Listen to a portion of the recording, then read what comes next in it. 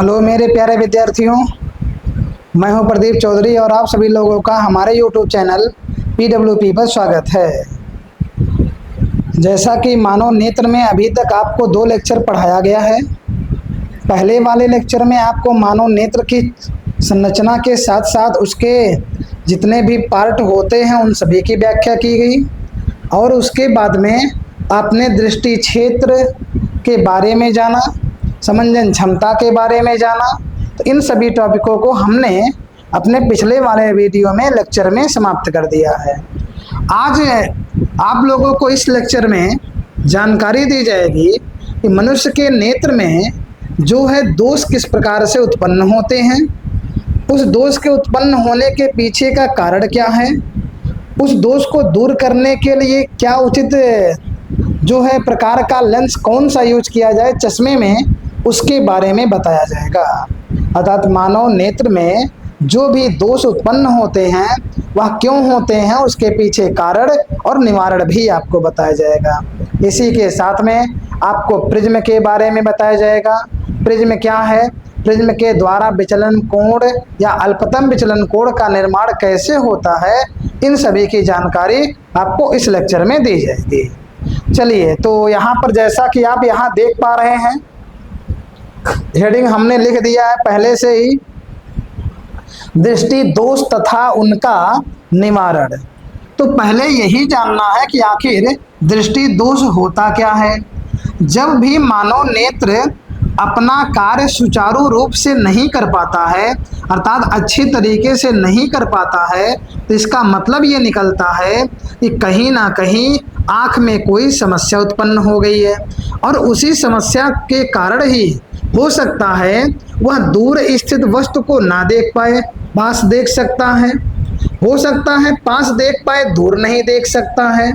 तो ये सभी जितनी भी प्रकार की समस्याएं उत्पन्न हो रही हैं, इन्हीं सभी समस्याओं को ही मानव नेत्र के लिए दृष्टि दोष शब्द के द्वारा जाना जाएगा। तो ये दृष्टि दोष का मतलब हो गया कि जब भी आंखें अच्छे प्रकार से वस्तुओं को देखने में सक्षम नहीं होती हैं, तो ऐसी स्थिति में दृष्टि दोष कहलाएगा। उनका निवारण भी करना है।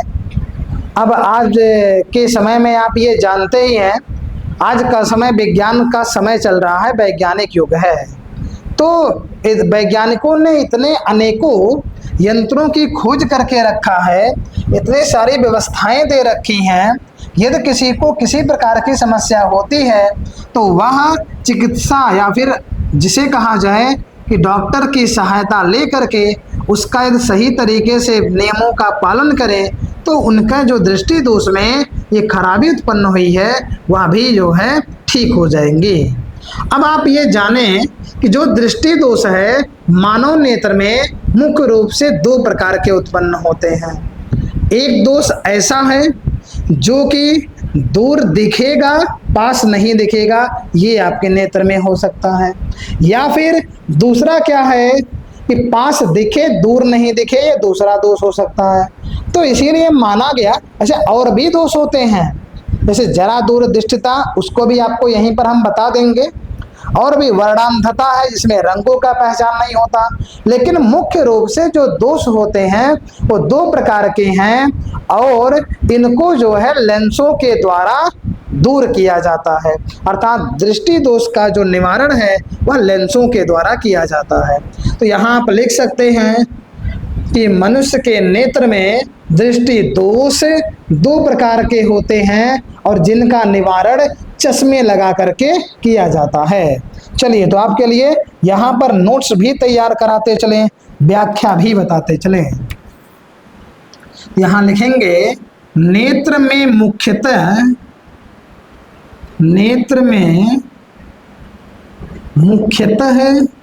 2 प्रकार के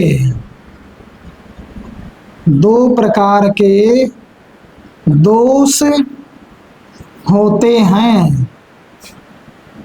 2 प्रकार के दोष होते हैं जिनका निवारण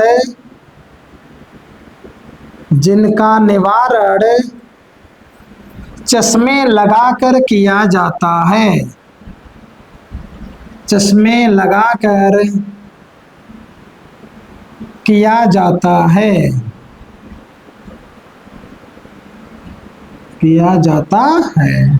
चलिए, तो यहाँ पर आपको हमने बस यही बताया कि जो मानव के नेत्र में दोष होते हैं मुख्यतः दो प्रकार के होते हैं, और इनको दूर करने के लिए जो है चश्मे को लगाया जाता है, और इसके लगाने पर जो भी आपके लिए समस्या है, चाहे निकट दृष्टि दोष या दूर दृष्टि दोष के लिए, वह जो है दूर हो जाती है। चलिए, अब जो आपका यहाँ दो प्रकार का दोष दिया है, अब एक एक को डिटेल में पढ़ेंगे। पहले को लेकर चलेंगे, उसमें जानेंगे कि वो दोष होता क्या है, फिर जानेंगे क्यों होता है, फिर उसके पीछे निवारण किस प्रकार से किया जाएगा उसको भी हम लोग यहाँ पर जान लेंगे। तो आप यहाँ पर पहला नंबर हेडिंग डाल लें, निकट दृष्टि दोष। निकट दृष्टि दोष, निकट दृष्टि दोष। चलिए, निकट दृष्टि दोष होता क्या है? जिस दोष के बारे में कहेगा वहां पर स्थित जो वस्तु होगी वह नेत्र के द्वारा एकदम से स्पष्ट रूप से दिखाई पड़ेगा। अर्थात निकट दृष्टि दोष के बारे में कहा है, तो निकट दृष्टि दोष क्या होगा कि ऐसा दोष या इस दोष में निकट की वस्तुएं तो दिखाई देती हैं, अर्थात जो पास में वस्तुएं रहेंगी वो दिखेंगी, लेकिन जो दूर स्थित वस्तुएं होती हैं वो दिखाई नहीं देती हैं। तो आप ये जान गए निकट दृष्टि दोष में क्या होगा। इस दोष में निकट स्थित जो वस्तुएं होती हैं वो दिखाई पड़ती हैं, परंतु दूर स्थित वस्तुएं दिखाई नहीं देती हैं। चलिए, तो परिभाषा भी लिखते चलें। इस दोष में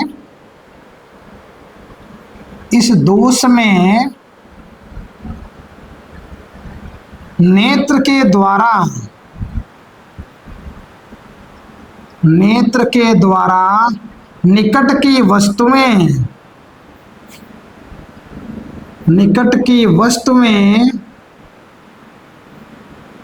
तो दिखाई देती हैं,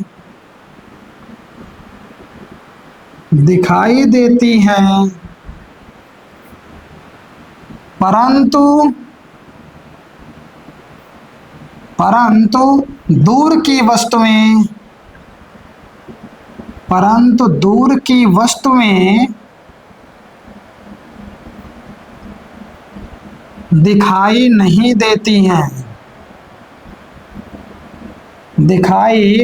देती हैं। चलिए, तो आपको ये बता दिया गया इस दोष में जो है निकट की वस्तुएं दिखाई पड़ेंगी परंतु दूर की वस्तुएं दिखाई नहीं पड़ेंगी। और ये भी आप जान लीजिए, यह जो दोष होता है यह 10 वर्ष से लेकर के 16 वर्ष की आयु के बीच में होता है, जिसमें आप लोगों का भी एज लगभग में 16 से कम ही होगा। किसी विद्यार्थी का हो जाता है ऊपर, नहीं तो प्रत्येक विद्यार्थी की एज 16 से कम ही होगी। और ये भी समस्या कभी कभी जो है ये छोटे बच्चों में भी उत्पन्न हो जाती है, जो 10 से 11 साल के होते हैं। इसीलिए आप ये जानिए यह जो दोष होता है यह 10 साल से लेकर के 10 वर्ष से लेकर के 16 वर्ष की आयु के बीच में होता है। तो यहाँ पर इस लाइन को भी आप लिख दें कि यह दोष 10 वर्ष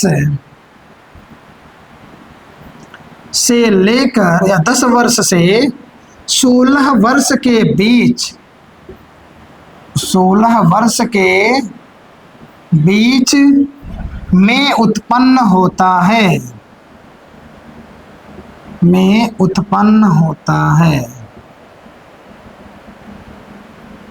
चलिए, आपको हमने यहाँ पर बता दिया निकट दृष्टि दोष क्या है। अब यहाँ हेडिंग डालिए कारण, तो यहाँ हेडिंग डाल लेंगे कारण। चलिए, कारण किसका जानना है, आखिर निकट दृष्टि दोष होता क्यों है, इसके पीछे का जो है कारण क्या है। तो कारण आप इसमें एक एक नंबर के अनुसार जान लीजिए। जैसे पहले नंबर में, अब इसमें आपको बताया गया था नेत्र लेंस के बारे में।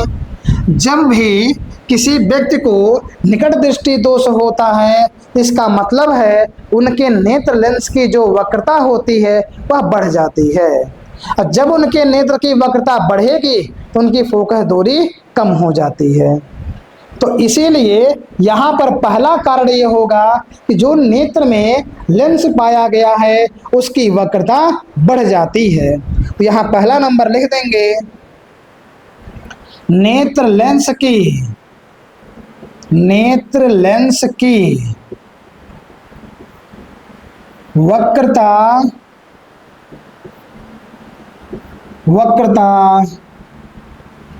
बढ़ जाती है, अर्थात फोकस दूरी कम हो जाती है। चलिए ये आपका पहला हो गया। इसके बाद में आप ये जान लीजिए, ये तो अभी आपको बताया गया वक्रता के बारे में। दूसरा कारण क्या है, जो भी नेत्र का गोला होता है, अब आप ये चीज ध्यान रखें, नेत्र का जो गोला पूरा बना था उसके बीच में नेत्र लेंस पाया गया है।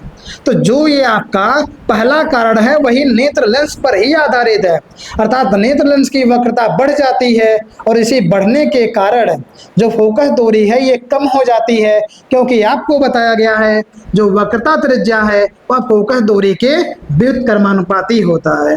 इसका मतलब यदि वक्रता बढ़ेगी इसका मतलब है फोकस दूरी घट जाएगी। यही कुछ कारण है दूसरा भी कि नेत्र के जो गोले का व्यास होगा वह भी बढ़ जाता है। तो दूसरे नंबर में आप लिख लें, नेत्र के गोले का व्यास बढ़ जाता है। दूसरे नंबर में नेत्र के गोले का व्यास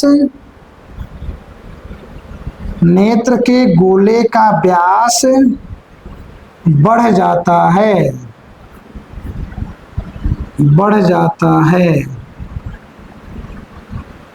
या फिर आप कह सकते हैं अर्थात नेत्र लेंस व रेटिना के बीच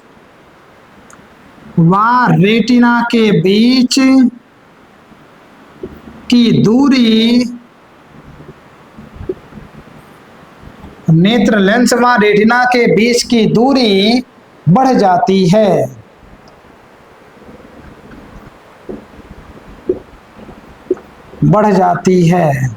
आप एक ही स्टेप याद रखेंगे तब भी कोई दिक्कत नहीं है।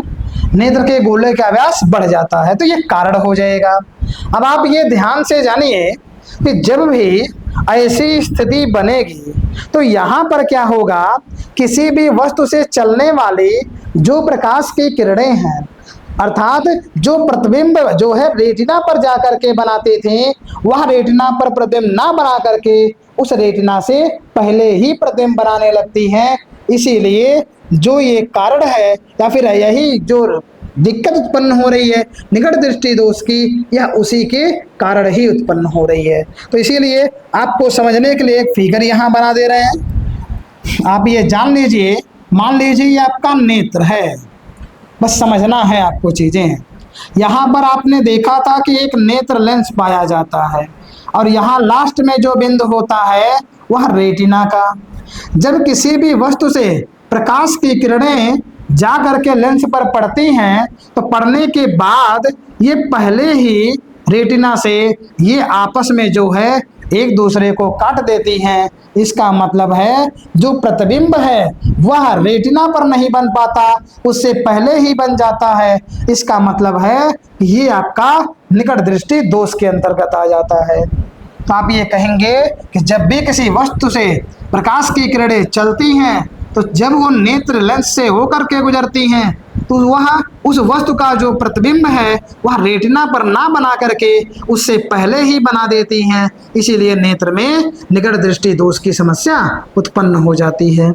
ये तो कारण की बात हुई। अब निवारण की ओर चलेंगे। अभी आपका कारण की चर्चा हुई, चलिए निवारण की ओर चलते हैं। निवारण चलिए निवारण कैसे किया जाएगा। निवारण के लिए जो है लेंस आते हैं। तो आप ये जान लीजिए कि जो ये निकट दृष्टि दोष है इसको दूर करने के लिए अर्थात इस दोष को एकदम से किसी भी प्रकार की समस्यात्मक नहीं रहे इसको हटाने के लिए जो है अवतल लेंस के चश्मे का उपयोग किया जाता है। यहाँ लिखेंगे इस दोष को दूर करने के लिए अवतल लेंस के चश्मे का उपयोग किया जाता है। चलिए लिख लें, इस दोष को दूर करने के लिए, इस दोष को दूर करने के लिए अवतल लेंस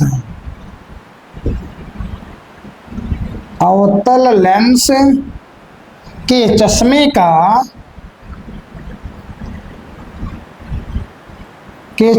का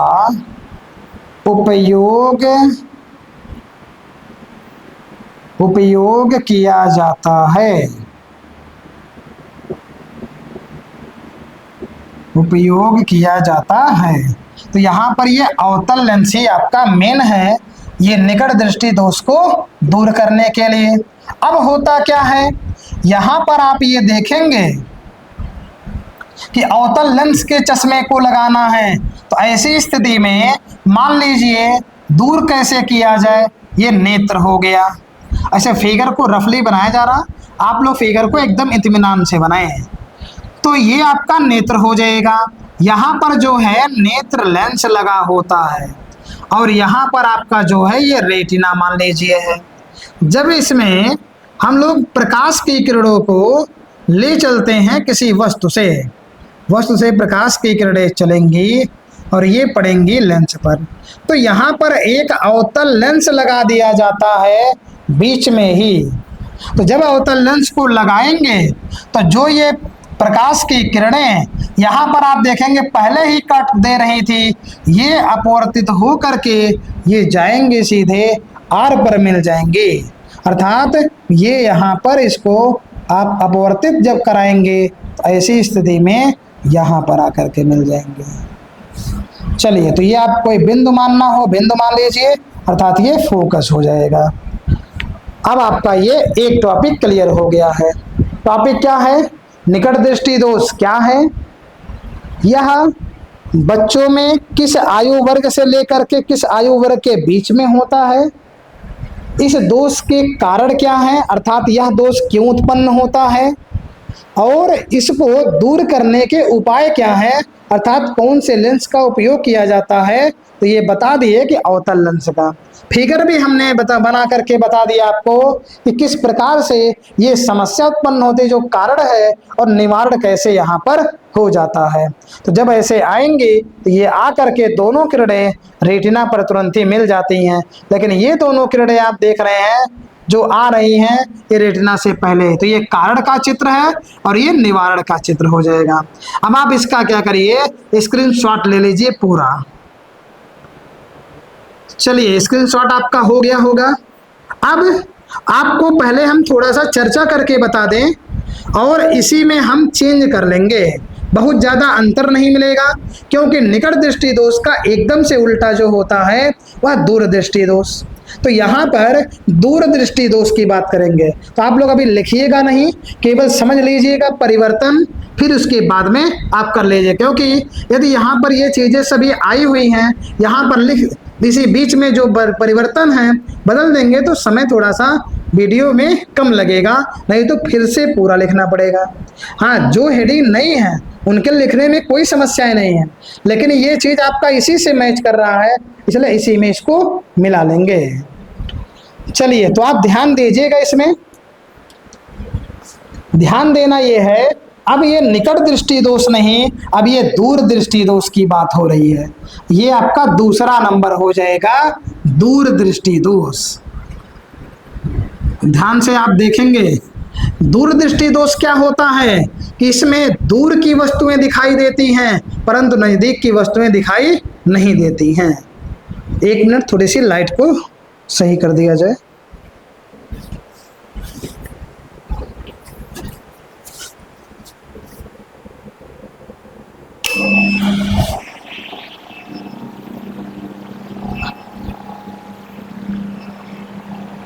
चलिए तो आगे बढ़ेंगे। लाइट की समस्या दूर हो गई। अब इसमें आप देखिए दूरदृष्टि दोष होता क्या है। दूरदृष्टि दोष में दूर की वस्तुएं दिखाई देंगी परंतु जो नजदीक की वस्तुएं होती हैं वह दिखाई नहीं देती हैं। तो यहाँ पर हम वही उतना परिवर्तित कर देंगे। आप यहाँ देखिए लिखा गया, इस दोष में नेत्र के द्वारा निकट की वस्तुएं है, तो यहाँ पर लिखेंगे दूर की वस्तुएं। यहाँ पर बना देंगे दूर। दूर की वस्तुएं तो दिखाई देती हैं परंतु नजदीक या निकट की वस्तुएं दिखाई नहीं देती हैं। और इसके बाद ये आपका टॉपिक यहाँ पर नहीं रहेगा, ये निकट दृष्टि दोष का ही है। चलिए तो आपको ये परिभाषा बता दिया गया। जैसे जैसे आपका परिवर्तन होगा या परिभाषा बताएंगे वैसे वैसे परिवर्तन कराते चलेंगे। तो दूरदृष्टि दोष आप जान गए कि इस दोष में जो आपका दूर की वस्तुएं होती हैं वहाँ पर वो आसानी से दिखाई पड़ेंगी, लेकिन जो नज़दीक स्थित वस्तुएं होती हैं वह दिखाई नहीं पड़ती हैं। दोष का कारण क्या है? ठीक इसी कारण का उल्टा हो जाएगा, क्योंकि उसमें निकट दिखाई देता था दूर नहीं, इसमें दूर दिखाई दे रहा निकट नहीं, अर्थात ये दोनों एक दूसरे के एकदम से विलोम या फिर विपरीत में है, इसीलिए कारण भी इनका विपरीत होगा। नेत्र लेंस की वक्रता बढ़ जाती है, ये बढ़ेगी नहीं, ये घट जाती है। तो यहां पर लिख लेंगे घट जाती है, घट जाएगी अर्थात फोकस दूरी कम का हो जाएगा, बढ़ना अर्थात बढ़ जाती है। इसी प्रकार से नेत्र के गोले का व्यास कम हो जाता है, व्यास कम हो जाता है अर्थात नेत्र लेंस व रेटिना के बीच की दूरी बढ़ने का मतलब यहाँ पर कम या घट जाती है। चलिए तो ये आपको यहाँ पर दो चीजें क्लियर करा दिए हैं कि दूरदृष्टि दोष क्या है और उसके कारण क्या हैं। आप एक दोष को तैयार करिए अच्छे तरीके से, फिर आप कीवर्ड को ले लीजिए कि इस दोष में ये हो रहा तो अगले दोष में ये होगा। कारण जो है ऐसे एकदम सेम कि आप निकट दृष्टि दोष के कारण को याद करिए, फिर वहां से कीवर्ड ले लीजिए कि यहाँ पर ये बढ़ रहा तो ये वहाँ घटेगा और ये घट रहा तो वहाँ बढ़ेगा। कीवर्ड के रूप में जब आप काम करेंगे तो एक ही टॉपिक को तैयार करेंगे, दूसरा आपके लिए तुरंत ही तैयार हो जाएगा, जैसे कि यहाँ आपके लिए हम बना दे रहे हैं। अब यहाँ पर कारण की बात है, तो कारण की जो बात है यहाँ पर जब ये प्रकाश की किरणें चल रही थी, अब ये इनका कटान यहाँ नहीं होगा पहले ही, अब ये दोनों जो प्रकाश की किरणें हैं यह इस बिंदु अर्थात ये रेटिना से बाहर जाकर के काटती हैं। तो ये आपका जो है कहलाएगा कारण किसके लिए? ये आपका दूर दृष्टि दोष के लिए कहलाएगा। तो ये आपका कारण हो जाएगा दूरदृष्टि दोष के लिए। फिर निवारण की बात करेंगे। इस दोष को दूर करने के लिए उत्तल लेंस की यहाँ बात आएगी। उत्तल यहाँ लिख लेंगे, उत्तल लेंस के चश्मे का उपयोग किया जाता है। तो यहाँ पर आप इस फिगर को भी बदल दें, यहाँ पर फिगर आपका हो जाएगा एक, आप ऐसे पहले बना लीजिए मानव नेत्र। अच्छा रफली आप इत्मीनान से बनाएंगे, आपको बताए हैं हम। यहाँ पर आप क्या करिए, एक बनाइए पहले लेंस, लेंस बनाने के बाद यहाँ पर आप एक बिंदु बनाइए जो कि ये बताएगा कि ये रेटिना का स्थान है। चलिए थोड़ा सा नीचे कर दिया जाए हल्का सा, ये बिंदु हो जाएगा आपका रेटिना का स्थान है। यहाँ पर मान लीजिए 25 सेंटीमीटर पर कोई वस्तु रखी हुई है, 25 सेंटीमीटर पर कोई वस्तु रखी हुई है। अब यहाँ पर क्या करेंगे, बीच में इनके एक उत्तल लेंस लगा देंगे। यहाँ से प्रकाश यहाँ जाएगा, ये यहाँ जाएंगे और यहाँ से जाने के बाद पुनः ये रेटिना पर अपना प्रतिबिंब बनाएंगे। लेकिन बाद में ये भी मिलना चाहिए कि ये जो हैं इनके प्रकाश की किरणें ये पता चले कि ये किसी बिंदु यन से आ रही हैं, तो आप इसे पीछे ऐसे डेड से बढ़ा दीजिए, जहाँ पर ये काटेंगी यहाँ आप यन कर दीजिएगा। आप तीर का निशान ऐसे बना दे, ये पता चलेगा कि बिंदु R पर जो है ये जाकर के अपना प्रतिबिंब बना रही है। अब आप यहां देख लिए कि दूरदृष्टि दोष क्या है, इनका कारण क्या है, निवारण क्या है। एक बार और ऐसे दोहरा लीजिए। दूरदृष्टि दोष में दूर की वस्तुएं दिखाई देंगी पर नजदीक की वस्तुएं दिखाई नहीं देती हैं, ऐसे दोष को दूरदृष्टि दोष कहा जाएगा। कारण में आपको बता दिए, नेत्र लेंस की वक्रता घटेगी तो फोकस दूरी बढ़ जाएगी। ऐसे ही नेत्र के गोले का व्यास कम हो रहा है तो यहाँ पर नेत्र लेंस और रेटिना के बीच की दूरी जो है ये घट जाएगी या कम हो जाती है। निवारण के लिए जो आपका दूरदृष्टि दोष है इसे दूर करने के लिए उत्तल लेंस के चश्मे का उपयोग किया जाता है। ये फिगर जो बनाए हैं ये कारण के लिए है और ये आपका फिगर निवारण के लिए है। यहाँ पर आप कैसे ये जान पा रहे कारण है, क्योंकि जो वस्तु से चलने वाली प्रकाश की किरणें हैं वह अपना प्रतिबिंब रेटिना पर ना बना करके, ये बिंदु यहाँ पर जो बीच में है यही आपका रेटिना R का है जगह स्थान, तो यहाँ पर ये ना बना करके ये बाहर या दूर जा करके बना रही हैं, इसका मतलब है ये कारण हो जाएगा। आप इसका भी अच्छे तरीके से पहले स्क्रीनशॉट ले लीजिए। चलिए स्क्रीनशॉट आपका हो गया होगा। अब इसके बाद में आपको जानना है जरा दूरदृष्टिता के बारे में। तो पहले आप हेडिंग डाल लें कि जरा दूरदृष्टिता होता क्या है। हालांकि यदि आप अभी शब्दों को थोड़ा सा तोड़ें तो जरा का शब्द पाएंगे, जरा का अर्थ होता है पुराना, और ये जो दोष होता है जब व्यक्तियों की आयु बढ़ती है अर्थात व्यक्ति जैसे जैसे पुराना होता जाता। अब पुराना होने का मतलब क्या है, एज में वृद्धि होना, और जैसे जैसे एज में वृद्धि होती है तो उनकी आंखों में जो भी क्षमताएं होती हैं वो धीरे धीरे कम हो जाती हैं। तो यहाँ पर पहले आप हेडिंग डालिए फिर आपको समझाएं। हेडिंग डाल लीजिए जरा दूरदृष्टिता। जरा दूरदृष्टिता। चलिए जरा दूरदृष्टिता के बारे में जानेंगे। अब इसमें जानना क्या है कि जैसे जैसे व्यक्ति की आयु में वृद्धि होती है वैसे वैसे ही नेत्र की समंजन क्षमता कम हो जाती है। अर्थात समंजन क्षमता के बारे में आपको यह भी बताए थे कि नेत्र के द्वारा फोकस दूरी को कम करना। तो जैसे जैसे उनकी आयु बढ़ी समंजन क्षमता कम हुई, अर्थात जो उनका निकट बिंदु था वो बिंदु दूर हट जाता है। तो ऐसी स्थिति में कहा जाता है व्यक्ति को जो है जरा दूर दृष्टिता का रोग हो गया है। चलिए तो इस टॉपिक को क्लियर कर लेते हैं। कि आयु में वृद्धि होने के साथ साथ आयु में वृद्धि होने के साथ साथ मानव नेत्र की समंजन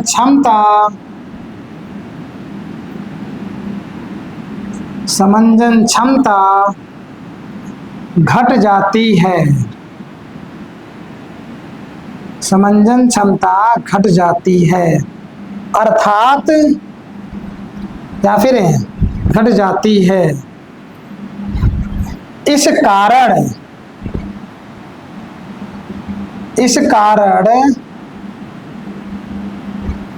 निकट बिंदु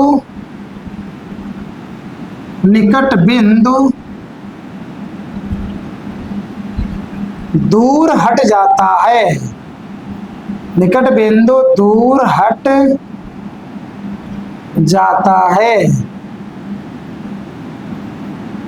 व्यक्ति को पास की वस्तुओं को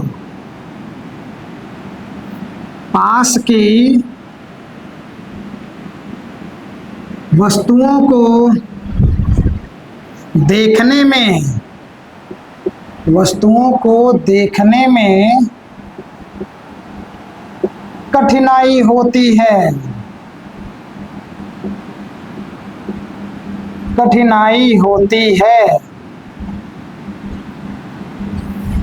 इसे जरा दूरदृष्टिता कहते हैं, या इस दोष को जरा दूरदृष्टिता कहते हैं। जरा दूरदृष्टिता कहते हैं। ये तो बता दिया गया है कि आयु में वृद्धि होने के साथ साथ, तो जैसे जैसे व्यक्ति की आयु बढ़ेगी, आयु बढ़ने पर उनके नेत्र की संवेदन क्षमता अर्थात फोकस दूरी को कम करने की क्षमता समाप्त होने लगती है या कम हो जाती है। इससे उन्हें नज़दीक की वस्तुओं को देखने में कठिनाई उत्पन्न होती है, और यही जो दोष होता है इसे जरा दूर दृष्टिता कहते हैं। अब आगे और भी थोड़ा सा आप ये जान लीजिए कि कभी कभी क्या होता है, कुछ व्यक्तियों के नेत्र में दोनों दोष उत्पन्न हो जाते हैं, चाहे वह निकट दृष्टि दोष हो चाहे दूर दृष्टि दोष, ये दोनों दोष जो हैं व्यक्ति के नेत्र में उत्पन्न हो जाते हैं। ऐसे दोष को दूर करने के लिए द्विफोक्सी लेंसों का उपयोग किया जाता है, अर्थात जो चश्मा बनवाया जाता है उसमें ऊपरी भाग जो है अवतल लेंस रहता है और नीचे का भाग जो है उत्तल लेंस रहता है। तो यहाँ पर आपको कॉन्सेप्ट ये बता दिया जाए, लिखा भी अभी दे रहे हैं कि कुछ व्यक्तियों के नेत्रों में जो है दोनों प्रकार के दोष पाए जाते हैं, और इस दोष को दूर करने के लिए द्विफोक्सी लेंसों का उपयोग करते हैं, जिसमें एक लेंस उत्तल एक अवतल होता है। चश्मा जो बनवाया जाता है उसमें दोनों लेंस यूज किया जाता है। चश्मे का ऊपरी भाग अवतल और नीचे का भाग जो है वह उत्तल होता है। चलिए, तो यहाँ पर आपके लिए बता दिया जाए, कभी कभी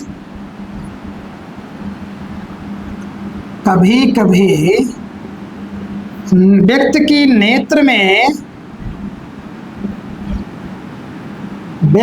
नेत्र में दोनों प्रकार के दोष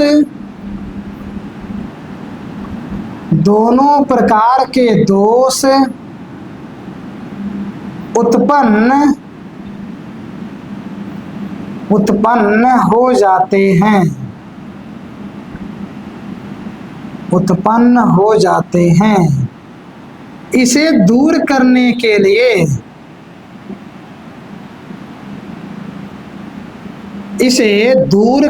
के लिए द्विफोकसी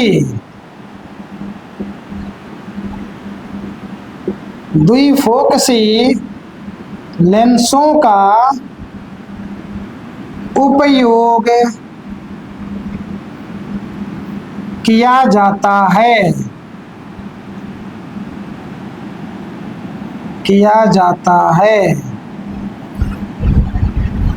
चश्मे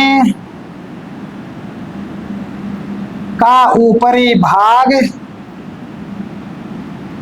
और चश्मे के ऊपरी भाग में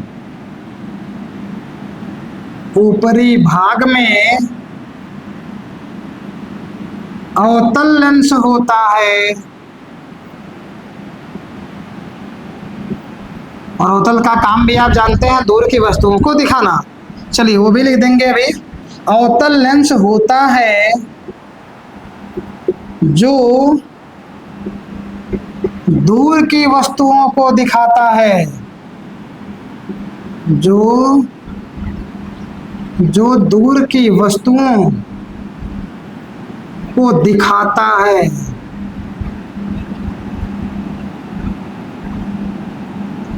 तथा, या फिर आप लिख दें चश्मे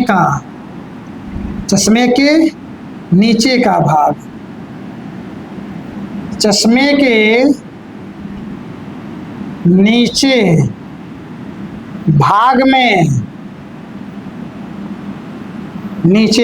में उत्तल लेंस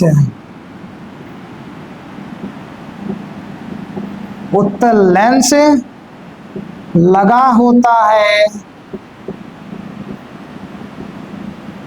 उत्तल लेंस लगा होता है जो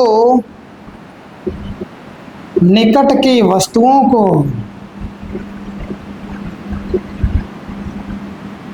निकट की वस्तुओं को दिखाता है। चलिए, ये आपका टॉपिक जरा दूरदर्शिता समाप्त हो गया। अब इसके बाद में आपको पढ़ना है प्रिज्म। तो अभी आप स्क्रीनशॉट ना लें, अभी आपका स्लाइड खाली है, अभी और भी आपको चीजें बता दें, इसके बाद में आप जो है उसका स्क्रीनशॉट पूरा ले लीजिएगा। तो आप पहले हेडिंग डालिए प्रिज्म, और प्रिज्म आप ये देखे भी होंगे, वह जो है एक पारदर्शी पदार्थ होता है या पारदर्शी माध्यम होता है, और वह इस प्रकार से घिरा होता है, अर्थात दो भुजाएं जो है जैसे त्रिभुजाकार होती हैं, हालांकि सेम त्रिभुज नहीं होता, लेकिन इसमें दो इस प्रकार से भुजाएं होती हैं बगल बगल में, जो किसी कोण को बनाती हैं, और वहां पर जो कोण बनाती हैं उसी को कहा जाता है अपवर्तक कोण, और जो ये दोनों भुजाएं मिल करके बना रही हैं उन्हें अपवर्तक पृष्ठ के नाम से जाना जाता है। और आपको अभी जब आगे टॉपिक आएगा रंगों का इंद्रधनुष, तो ये भी पता चलेगा कि जब भी बारिश के समय में बूंदें होती हैं तो वह जो है एक प्रिज्म का कार्य करती हैं, क्योंकि प्रिज्म के अंदर ये गुण पाया जाता है, वह प्रकाश की जो किरणें आती हैं सफेद रंग की, उन्हें 7 रंगों में बांट देता है। तो प्रिज्म के लिए आप कई चीजें बता सकते हैं कि प्रिज्म एक ऐसा पदार्थ है जो सूर्य के प्रकाश की रंग को, जो भी सूर्य के प्रकाश की रंग होती है उसे बांट देता है 7 रंगों में, और यह पारदर्शी ही होता है। और इसी प्रकार से आप कह सकते हैं प्रिज्म एक ऐसा पारदर्शी पदार्थ होता है जो किसी कोण पर 2 पृष्ठों के द्वारा घिरा होता है। चलिए, तो परिभाषाएं हैं, कई रूपों में आप इसे लिख सकते हैं। तो यहां पर पहले हेडिंग डाल लीजिए आप प्रिज्म।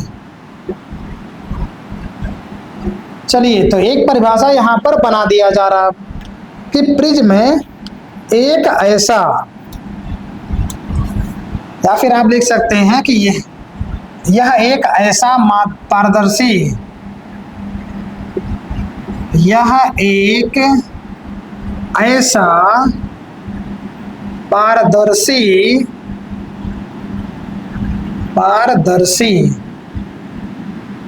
पदार्थ का भाग होता है, पदार्थ का भाग होता है जो किसी कोण पर, जो किसी कोण पर झुके हुए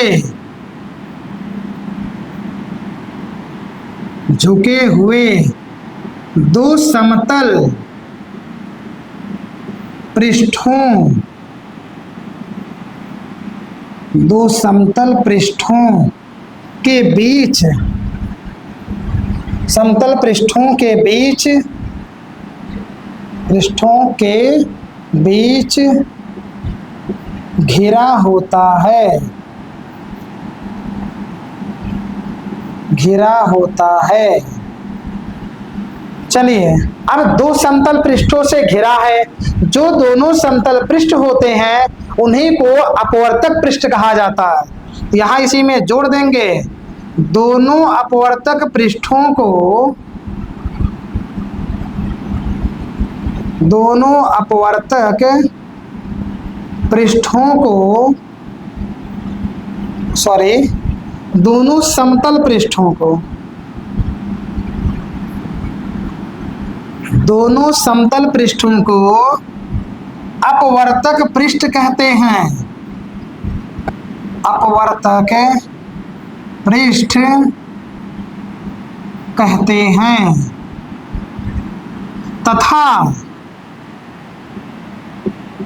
तथा इन अपवर्तक पृष्ठों के बीच बने कोण को, तथा इन अपवर्तक पृष्ठों के बीच बने कोण को, बने कोण को अपवर्तक कोण, अपवर्तक कोण या प्रिज्म कोण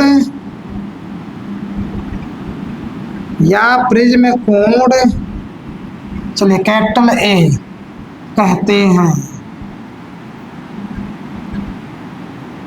प्रिज्म कोण कहते हैं। तो ये आपका जो है परिभाषा बताई गई।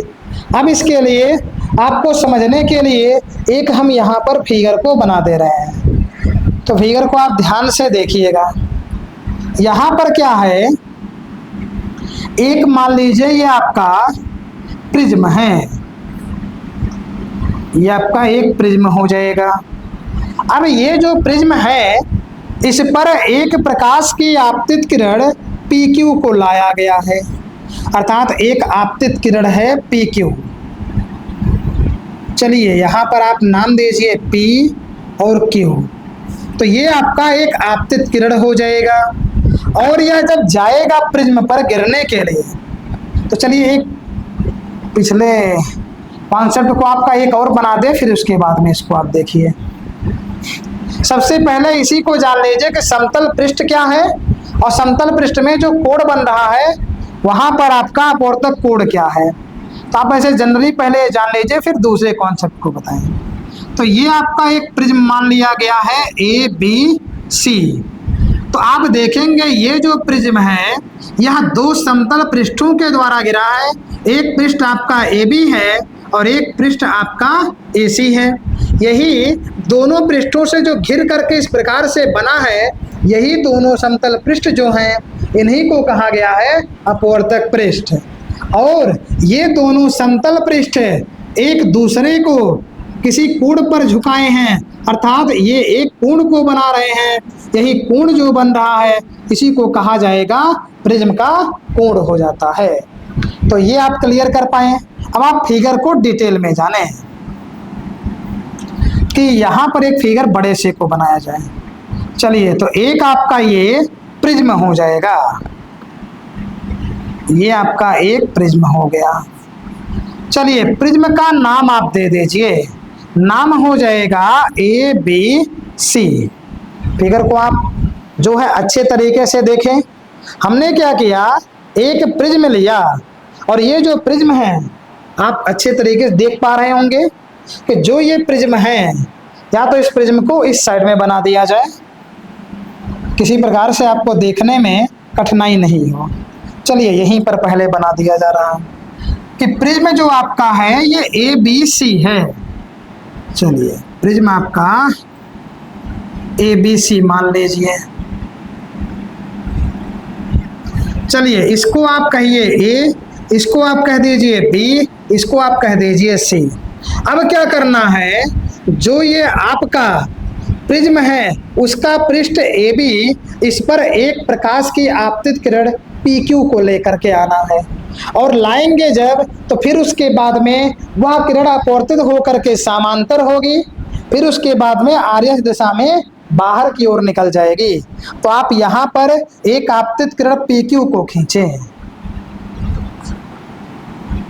चलिए, इसका नाम दिया जा रहा है ये बिंदु P और ये Q, अर्थात ये दोनों बिंदु मिला करके एक आपतित किरण PQ को ये बना रही हैं।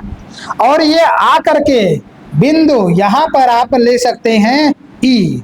ये बिंदु आपका जो है इसको हम नाम दे रहे हैं E।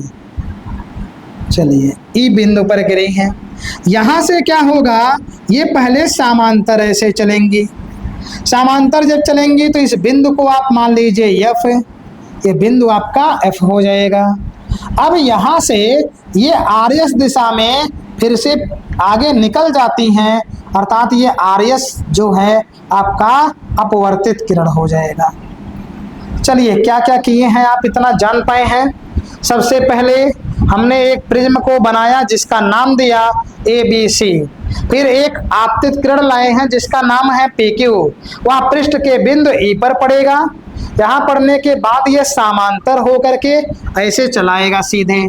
तो ये आपका जिस बिंदु पर आकर के दूसरे पृष्ठ पर ये मिल रहा है वह जो है बिंदु F कहलाएगा। ये बिंदु आपका F कहलाएगा। फिर इसके बाद में फिर इस पृष्ठ के द्वारा जब अपवर्तन होगा फिर ये बाहर निकलेगा और बाहर निकल करके आर्यस दिशा में चला जाएगा।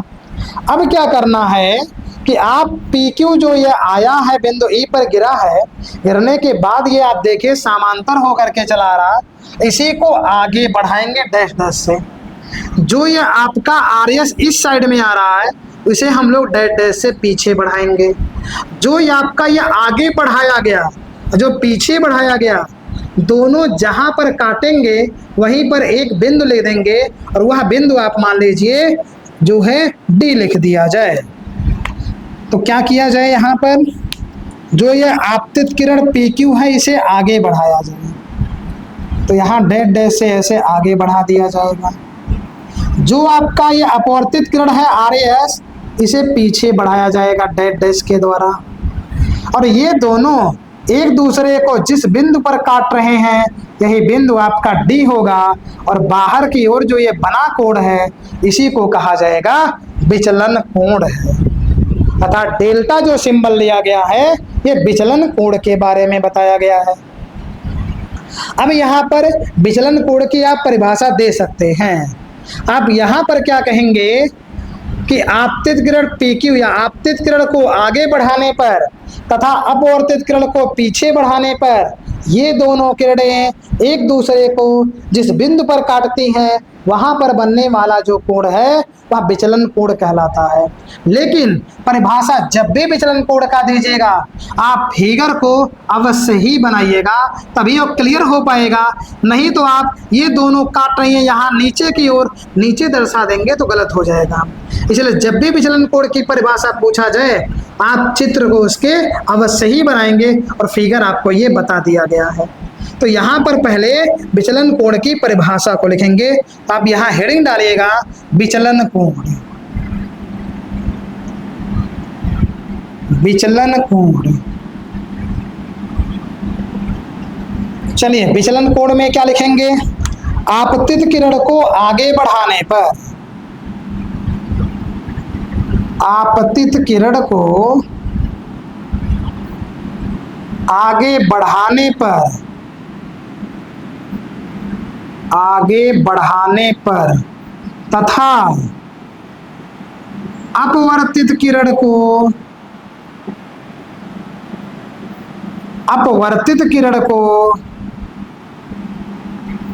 पीछे बढ़ाने पर, पीछे बढ़ाने पर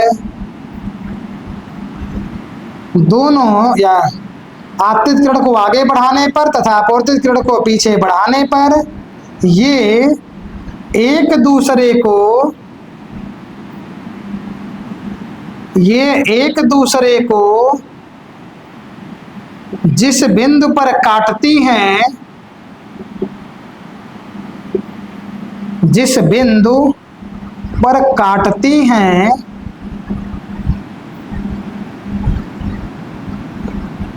वहां पर बना हुआ कोण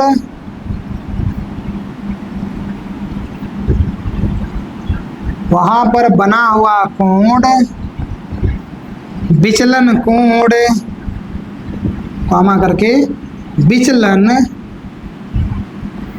कोण ब्रैकेट में डेल्टा कहलाता है, कहलाता है। चलिए अब इसके बाद में आपको जानना है न्यूनतम विचलन कोण के बारे में। तो हेडिंग आप डाल लीजिए न्यूनतम विचलन कोण। यही आपका लास्ट टॉपिक होगा, न्यूनतम विचलन कोण। चलिए अब आप चित्र में देखिए, यहाँ पर आपतन कोण को बना लिया जाए। कैसे पता चलेगा, यहाँ जिस बिंदु पर ये प्रकाश की किरण गिरी है यहीं पर एक ऐसे लंब को खींच दीजिए, यहाँ पर भी और यहाँ पर भी आप लंब को खींच दीजिए। इस लंब का नाम आप दे दीजिए यम यम डैश, ऐसे ही इसका नाम दे दीजिए यन यन डैश। तो इनके बीच में कोण आई है और इनके विदर्भ बीच बनने वाला कोण आर है। तो सीधे आप नियम को जान लीजिए कि जैसे जैसे आपतन कोण आई का मान बढ़ाया जाएगा वैसे वैसे ही विचलन कोण का जो मान है वो घटेगा। लेकिन ये भी जो मान का घटना है डेल्टा का या विचलन कोण का घटना है, एक निश्चित या एक न्यूनतम सीमा तक होता है। उसके बाद में जब आप आपतन कोण का मान बढ़ाएंगे तो ये डेल्टा का मान अर्थात विचलन कोण का भी मान बढ़ने लग जाता है। अर्थात केवल एक ही विशेष ऐसी स्थिति आती है जब विचलन कोण का मान सबसे कम पाया जाता है और उसी समय उसी आपतन कोण के लिए जो ये आपका विचलन कोण होता है उसे अल्पतम विचलन कोण के नाम से जाना जाता है और उसे डेल्टा एम के द्वारा प्रदर्शित किया जाएगा। चलिए, तो आप यहाँ ये कॉन्सेप्ट जानिए कि जब आपतन कोण का मान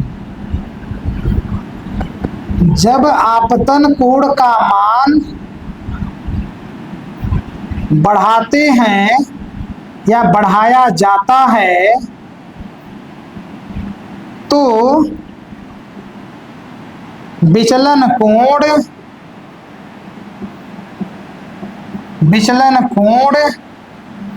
का मान भी बढ़ता जाता है।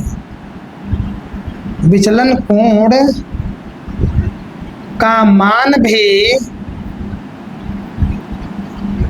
बढ़ता जाता है। चलिए, आई का मान बढ़ाएंगे तो यहां पर डेल्टा का मान बढ़ जाएगा। आपतन कोण की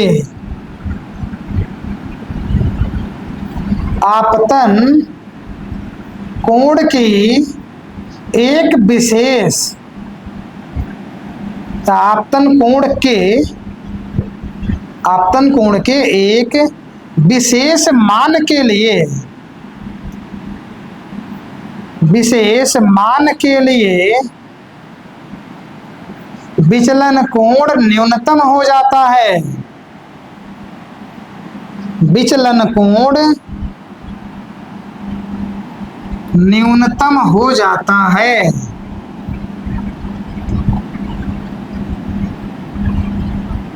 विचलन कोण न्यूनतम हो जाता है। और ये जान लीजिए, तो जब यहाँ पर आपतन कोण का मान बढ़ाया जा रहा है तो ऐसी स्थिति में जो विचलन कोण का मान है वो भी बढ़ रहा है और उसी के साथ में आपतन कोण का एक ऐसा मान आएगा जिस पर जो विचलन कोण का मान है वह एकदम से कम हो जाएगा।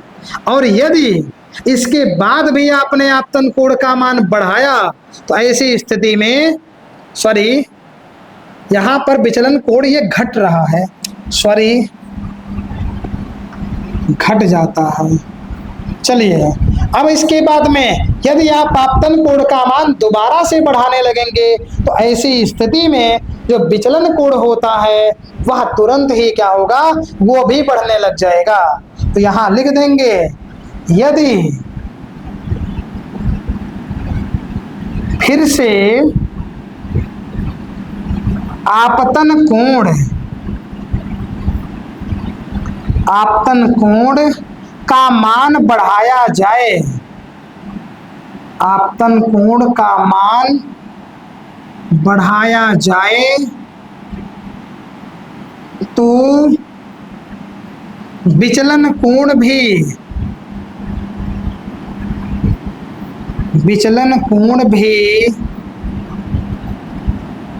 बढ़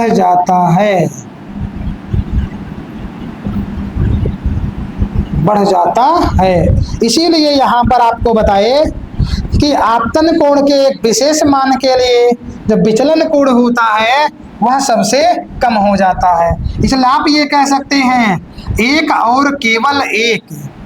चलिए, अगले लाइन से यहां लिख दिया जा रहा है, एक और केवल एक, केवल एक ही आपतन कोण के लिए, एक ही आपतन कोण के लिए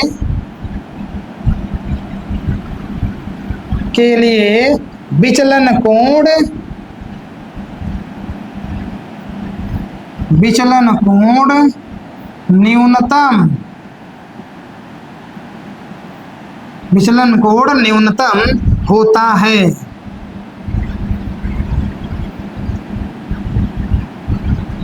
न्यूनतम कोण विचलन कोण होता है। इसे अल्पतम अल्पतम को न्यूनतम भी कहा जाता है। अल्पतम या न्यूनतम विचलन कोण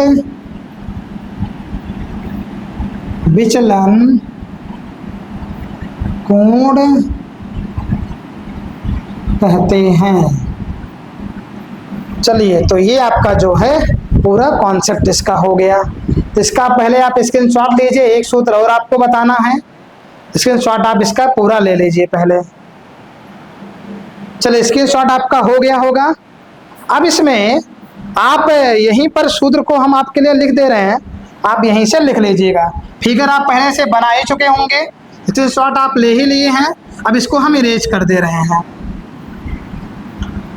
अब आप यहाँ पर एक सूत्र जान लीजिए कि प्रिज्म के अपवर्तनांक के लिए एक सूत्र होता है, और वह सूत्र है n इज इक्वल टू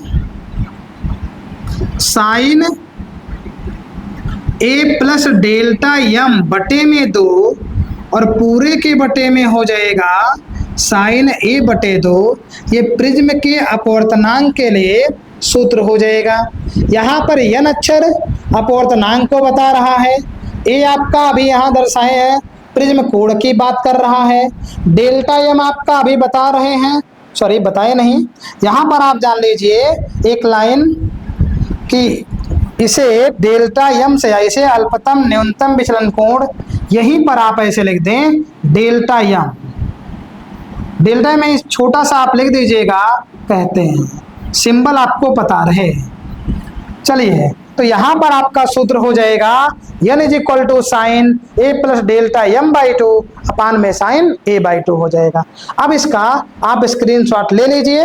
यहाँ पर ये गलती देखिए, यहाँ पर छूटने नहीं पाए, क्योंकि अल्पतम विचलन कोण को डेल्टा यम से लिखते हैं, और केवल विचलन कोण की बात कहेगा तो डेल्टा से, और प्रिज्म कोण की बात आएगी तो कैपिटल ए से लिखा जाएगा। तो अब आप इसका जो है अच्छे तरीके से अपना स्क्रीनशॉट पहले ले लीजिए, ये कंप्लीट हो गया है, और इसे अपने नोट्स में अच्छे तरीके से आप लिख लीजिएगा। अब नए लेक्चर में मिलेंगे नए कॉन्सेप्ट के साथ में, तब तक इसे आप अपने नोट्स में अच्छे तरीके से लिख करके उसे आप याद भी कर लेंगे। मिलेंगे हम नए हेडिंग के साथ में, तब तक के लिए जय हिंद।